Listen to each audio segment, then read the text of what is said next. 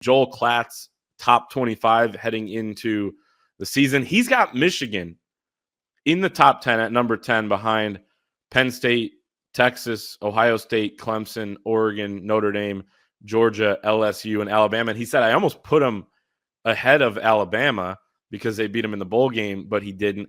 He's still pretty high on Illinois in the Big Ten at 13. He has Indiana at 17. He's got Iowa at 22 as well, and Michigan's first big marquee opponent, Oklahoma, at 24. So I'm guessing he thinks Michigan goes into Norman and wins, although this is preseason rankings, right? Not predicting what's going to happen. He says, I can't help myself. I love the way they finished the season. This defense got it going late in the year, even with their star players not playing. They cannot be worse on offense than they were a year ago. And you know what? I think they're going to be back among the elite in college football. Your guys' reaction? Yeah, what's elite? Is elite a playoff team? Is elite top 10? Is elite top 5? I mean, to me, elite is the cream of the crop. You're looking at a top 5 program, right? So I saw you ask that question yesterday on the message board, Clay, and my response would be not this year, but yeah, in the next few years, I think they will be. I think they will certainly have a chance to be a playoff team this year. And that Oklahoma game is going to be huge. It was interesting that the coaches left Oklahoma off, although I think they were 26th, if I'm not mistaken, and were the first team receiving in the receiving votes category. So that game is going to determine, which of these teams, who's really kind of number 15. Oklahoma has a chance, honestly. They've upgraded. It seems like. We'll see how they do against that Michigan defense, but you'll swap those two teams essentially if Michigan loses that game. And then Michigan's got a couple tough ones coming up at Nebraska, at USC in the first 6 games too. So is this a top 10 football team? It is. That would mean probably a 2-loss team, right? And I still have Michigan at 3 losses. You got 4 swing games, essentially. That Washington game could be kind of tricky. As Clay has said, that looks to be an improved football team. So you never know about it at Michigan State. Michigan's much, much better than Michigan State, but they go up there, and Michigan State, it's kind of a tough place to play at times, a couple of years ago notwithstanding. So, but I don't think they're there yet. Would I put them in the top 10? No, I thought 14 was just right. And I think that puts them about 9-3 and right on the cusp of a playoff berth. So we'll see.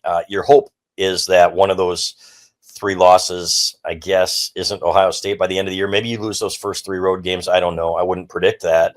But you get to Ohio State and you're playing your best football again, and you're in their heads, and you come out with a win there, and that bumps you up to maybe in the top 10. So that would give them a better shot at the playoffs. So, but long-winded answer, I don't think this is a top 10 team yet this year. I think they're right up just outside of that, but it wouldn't stun me.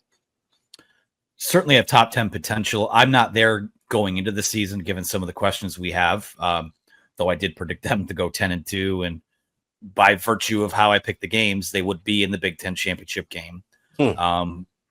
Losing to Penn State, I still think Penn State, experience, talent, they'll win the conference. But if you're someone who says counterpoint, James Franklin, I'll listen to that too. That's a pretty important data point there. But I think to be a quote-unquote elite team now, you are probably in that top 6 to 7. And I think everything would have to go right for them to get there this year. And it could. Things could click, and Bryce Underwood could be the guy that we think he has a chance to be, and Chip Lindsey's offense, takes a big step forward. That's all on the table, but I just think I just foresee like a 4-2 start to the season, which means if you are going to be an elite team, you're going to have to run the table, get yourself into the playoff, win a home playoff game. And that's still a tough road for them. So I say on the outside looking in, I think the coaches poll had them at 14, which, if you're going by the 12-team playoff system, that puts them right outside of that. That feels like the most likely range of outcomes. But I do think they have, top 8 potential. Could they finish somewhere in that 6 to 8 range? It wouldn't surprise me. No. And Penn State at number 1, guys, I just don't. They're going to lose to Oregon. They're going to lose to Ohio State. I know that they don't have a daunting schedule after that, but I don't see them winning either of those 2 games. Yeah, it's tough to envision them winning both. And maybe they just have to win one and somehow they do it this year. But yeah, it's so weird because a lot of these people are trying to push the Penn State narrative, but a lot of us that have watched a lot of Penn State Yeah. especially in their big games, are kind of like, all right, they still, as you said, Anthony, 2 words, James Franklin. I think 10 is high starting the year. And remember, these are starting out the season, but I think Michigan has tremendous upside this year and could be a team in the top 10 at the end of the year. And then it's a great question, Chris. What is elite? Because the sport has changed. I mean, the 7 seed won the national championship last season, 2 losses in the regular season. They finished 4th in the standings. The standings are all wonky because you have a ton of tiebreakers, so you can't take too much stock in that because there are 18 teams now in the Big Ten.